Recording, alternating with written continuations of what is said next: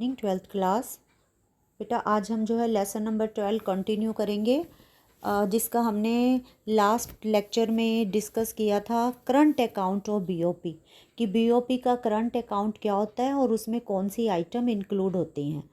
तो current account में item हमने का इंक्लूड होती हैं कि करंट अकाउंट में किन किन चीज़ों का रिकॉर्ड होता है। सबसे पहले हमने कहा विजिबल आइटम्स का, इनविजिबल आइटम्स और यूनिलिटरल ट्रांसफ़र्स का। तो आज हम डिस्कस करेंगे उसका सेकंड अकाउंट बीओपी का कैपिटल अकाउंट, और थर्ड वन है ऑफिशियल रिजर्व अकाउंट। तो आज हम कैपिटल अकाउंट क्या है, इसमें कौन कौन सी आइटम्स आती हैं। तो कैपिटल अकाउंट में जो हमारी एसेट्स और लायबिलिटी के जो स्टेटस में डिफरेंस आता है वो कैपिटल अकाउंट में हम आइटम्स रखते हैं। तो कैपिटल अकाउंट जो है records all such transactions between the resident of a country and resident of other country word which causes a change in the asset and liability of the country। तो हम इसमें जो capital transactions लेते हैं, एक तो कैपिटल का transfer, gold का, sale and purchase of assets, और शॉर्ट टर्म लॉन्ग टर्म जो है इंटरनेशनल कैपिटल ट्रांसफ़र को लेते हैं। तो आपने ये ध्यान रखना है कि इन चीज़ों को हम कैपिटल अकाउंट में लेते हैं। नेक्स्ट है हमारे पास कैपिटल अकाउंट की, अब हम आइटम को डिस्कस करेंगे कि कैपिटल अकाउंट में हम कौन कौन सी आइटम्स का रिकॉर्ड लेते हैं। सबसे पहले direct investment, FDI. Direct investment क्या होती है कि जो मान लो एक फर्म दूसरी कंट्री में किसी फर्म को परचेज कर लेती है। मान लो टाटा कंपनी को परचेज कर लिया दूसरी कंपनी, एक कंपनी ने, तो इसका पूरा होल्ड होता है कि पूरी कंपनी को ही परचेज कर लेना, तो उसे हम डायरेक्ट इन्वेस्टमेंट कहते हैं, जिसे हम foreign direct investment FDI. Direct investment abroad means purchasing a real asset in the country and at the same time acquiring control of it, कि उस पर कंट्रोल पूरा हो जाना। Acquisition of A firm in a one country bye A firm in another country, कि एक firm द्वारा दूसरी कंट्री में किसी एक फर्म को एक्विजिशन कर देना, उस पर परचेज कर लेना, तो उस पर उसका डायरेक्ट कंट्रोल हो जाता है। उसे हम क्या बोलते हैं, डायरेक्ट एफडीआई। इसका एक एग्जांपल ले सकते हैं, purchase of a house abroad, तो हम दूसरी कंट्री में कोई एक हाउस खरीद लें तो वो भी हमारी एफडीआई है। सेकंड है पोर्टफोलियो इन्वेस्टमेंट, जिसे हम फॉरेन इंस्टीट्यूशनल इन्वेस्टमेंट भी कह सकते हैं। तो पोर्टफोलियो इन्वेस्टमेंट होता है कि हम किसी दूसरी कंट्री में किसी कंपनी के शेयर परचेज करें, कि हमारा फुल कंट्रोल नहीं है कंपनी पर, हमने कंपनी के जो है शेयर होल्डर बन जाए, तो हम प्रॉफिट के हिस्सेदार हैं बट हमारा उसके ऊपर पूरा कंट्रोल नहीं होता। Firm does not have control over the asset. Next है लोन्स। तो जो है कैपिटल अकाउंट में लोन्स का भी रिकॉर्ड होता है कि एक कंट्री दूसरी कंट्री से जो बोरिंग करती है, लोन लेती है। अब हम देखेंगे लोन जो है, बोरिंग जो है दो तरीके की है, एक है कमर्शियल बोरिंग और एक होती है assistance boring. Commercial boring and assistance boring. Commercial boring क्या होती है, मान लो एक कंट्री दूसरे कंट्री को जो है उधार देता है, तो जो मार्केट में रेट ऑफ इंटरेस्ट होता है उस वो पूरा परचेज करता है। क्यों? क्योंकि हम बिजनेस के पर्पस के लिए लोन ले रहे हैं। मान लो एक कंट्री दूसरे से बिजनेस, अपने किसी इन्वेस्टमेंट बिजनेस के पर्पस से लोन ले रहा है, तो दूसरी कंट्री जो लोन दे रही है, तो जो मार्केट में रेट ऑफ इंटरेस्ट चल रहा है तो वो पूरा चार्ज करती है। और एक होता है असिस्टेंस बोरिंग, कि मान लो एक कंट्री दूसरे की हेल्प कर रही है, तो उसमें जो रेट ऑफ इंटरेस्ट जो है वो कमर्शियल बोरिंग से कम होता है। तो हम इसको पढ़ सकते हैं, it include commercial boring and external assistance. Commercial boring includes boring by firm, government, private sector, कोई भी ले सकता है, from international money market. This borrowing take place at market rate of interest. On the other hand, external assistance refer to the concessional borrowing. Concessional borrowing का मतलब rate of interest come charge करना। Assistance commercial boring में हमारी rate of interest पूरा charge करते हैं जो market में है, बट असिस्टेंस बोरिंग में रेट ऑफ इंटरेस्ट मार्केट में जो है उससे कम चार्ज करते हैं, कंसेशन देते हैं। नेक्स्ट इसमें जो रिकॉर्ड है बैंकिंग कैपिटल ट्रांजैक्शंस, तो इसमें हम एक्सटर्नल फाइनेंशियल एसेट्स और liabilities of commercial bank and cooperative banks का जो है इसमें डीलर्स जो है फॉरेन एक्सचेंज में डील करते हैं। Capital banking capital transactions. Net, अब हम देखें नेट कैपिटल अकाउंट बैलेंस क्या है। नेट कैपिटल अकाउंट बैलेंस, तो net capital account balance inflow of foreign exchange on account of sale of domestic assets और बोरिंग माइनस आउटफ्लो। जो foreign exchange inflow हो रहा है सेल ऑफ डोमेस्टिक एसेट्स और borrowing के through, minus outflow of foreign exchange on account of purchase of foreign assets, loans to the rest of the world. जो दूसरी country को हम लोन दे रहे हैं या हम दूसरी कंट्री से उधार ले रहे हैं, आउटफ्लो ऑफ फॉरेन एक्सचेंज जो बाहर जा रहा है, तो इनफ्लो में से आउटफ्लो को माइनस करना है। इनफ्लो ऑफ फॉरेन एक्सचेंज किस फॉर्म में कि हम जो है डोमेस्टिक एसेट्स को सेल कर रहे हैं या हम बोरिंग ले रहे हैं फॉरेन से।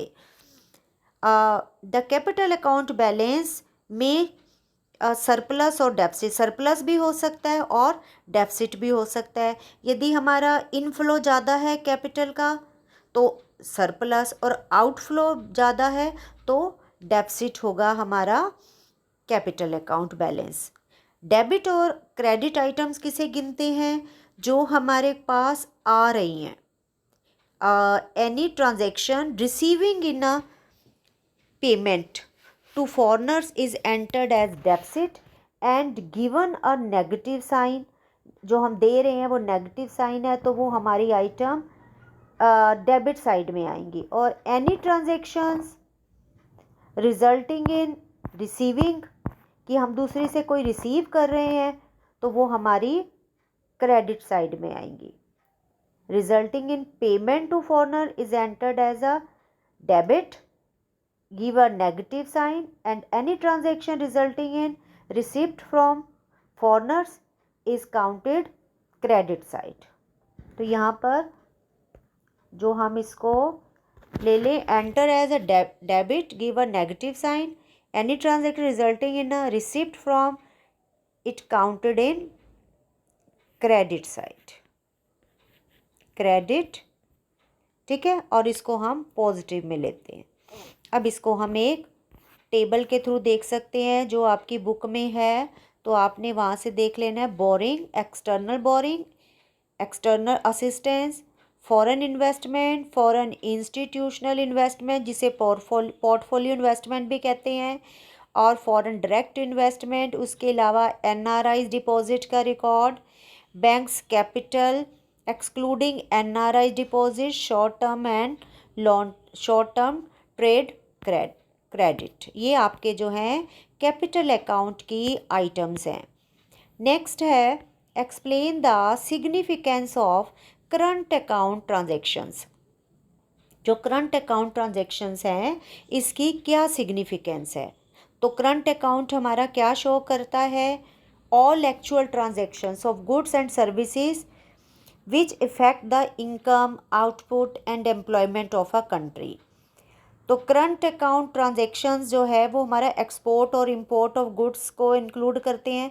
तो नेट एक्सपोर्ट जो है वो हमारे एग्रीगेट डिमांड का मेन इम्पोर्टेंट पार्ट होता है, और ये हमें बताता है कि जो है फॉरेन कंट्रीज़ में हमारी डोमेस्टिक गुड्स की क्या डिमांड है। फिर करंट अकाउंट ट्रांजैक्शन जो है वो एक्सपोर्ट इंपोर्ट और फैक्टर सर्विसेज का भी होता है। तो इससे हमें पता चलता है कि नेट फैक्टर इनकम फ्रॉम हमारे अब्रॉड क्या आ रही है, mean rent, interest, profit, wages के रूप में हम क्या अर्न कर रहे हैं दूसरी कंट्री से। नेक्स्ट है significance of capital account transactions के कैपिटल अकाउंट ट्रांजैक्शंस जो है हमारी डायरेक्टली इफेक्ट नहीं डालता नेशनल इनकम को, ये हमारी एसेट और लाइबिलिटी स्टेटस को डालता है।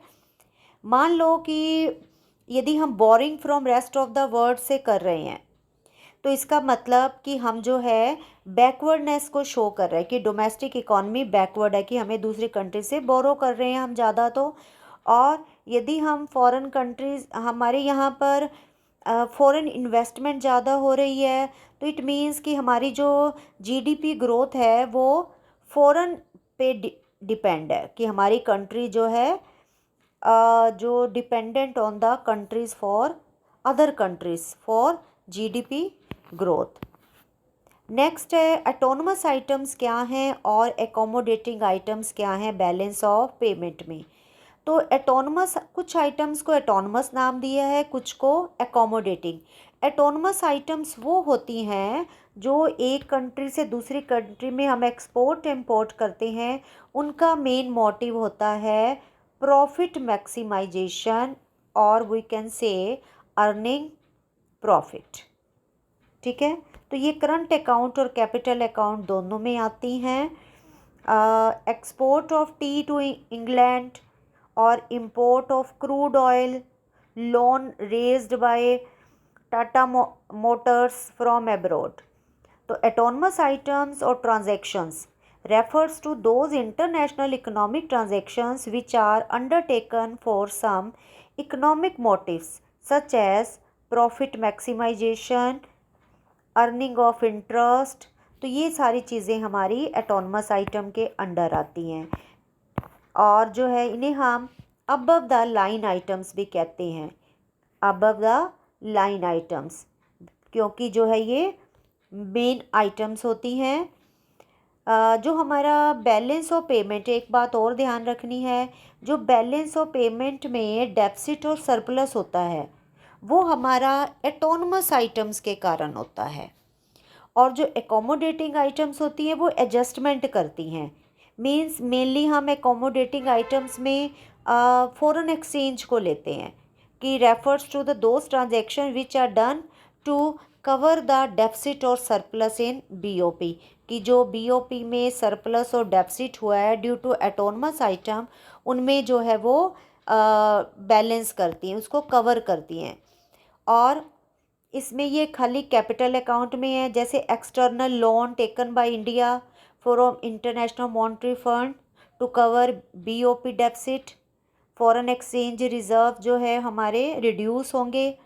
This transactions are related to establish BOP identity, कि बैलेंस ऑफ पेमेंट में इक्वालिटी एस्टेब्लिश करने के लिए जो है इनका एकोमोडेटिंग आइटम्स का रोल होता है। इन आइटम्स को हम बिलो द लाइन आइटम्स भी कहते हैं, क्योंकि ये सेकेंडरी आइटम्स काउंट होती हैं।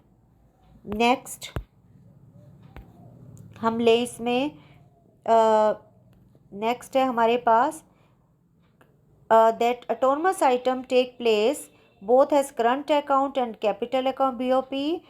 accommodating item take place only in the capital account offer calculating the overall deficit or surplus in BOP। तो अब इन दोनों के बीच में क्या डिफरेंस है, एटोनमस आइटम और एकोमोडेटिंग। इनका मोटिव होता है प्रॉफिट और इनका जो है प्रॉफिट नहीं होता। Autonomous items are the cause of BOP, deficit और सरप्लस का कॉज होती हैं। एटोनमस आइटम और एकोमोडेटिंग आइटम जो हैं वो करेक्ट बीओपी इम्बैलेंस, जो डेफिसिट सरप्लस है उसको करेक्ट करती हैं। एटोनमस आइटम्स में involve the movement of goods across the both like export and import of goods and capital goods. और एटोनमस जो एकोमोडेटिंग आइटम्स हैं वो गुड्स का जो है मूवमेंट नहीं शो करती, they involve the movement of offshore reserve with RBI, means foreign exchange का मूवमेंट है। Autonomous items are classified as above the line item of BOP, और एकोमोडेटिंग आइटम्स को बिलो द लाइन आइटम कहते हैं। तो ये आपका सेकंड अकाउंट कैपिटल अकाउंट, और उसमें हम कौन कौन सी आइटम को लेते हैं। इसमें हमने पहले कहा फॉरेन इन्वेस्टमेंट। तो फॉरेन इन्वेस्टमेंट दो तरीके की है, foreign direct investment, portfolio investment. Second boring, boring दो तरीके की है, एक्सटर्नल असिस्टेंस बोरिंग और कमर्शियल बोरिंग। उसके बाद कैपिटल जो हमारा बैंकिंग कैपिटल ट्रांजैक्शन ट्रांसफ़र है, इसमें एनआरआईज डिपॉजिट्स हैं, तो ये सारा हमारा कैपिटल अकाउंट की आइटम्स हैं। तो नेक्स्ट हम जो है ऑफशोर रिज़र्व अकाउंट और इससे रिलेटेड कुछ क्वेश्चंस हम नेक्स्ट लेक्चर में डिस्कस करेंगे। आज के लिए इतना।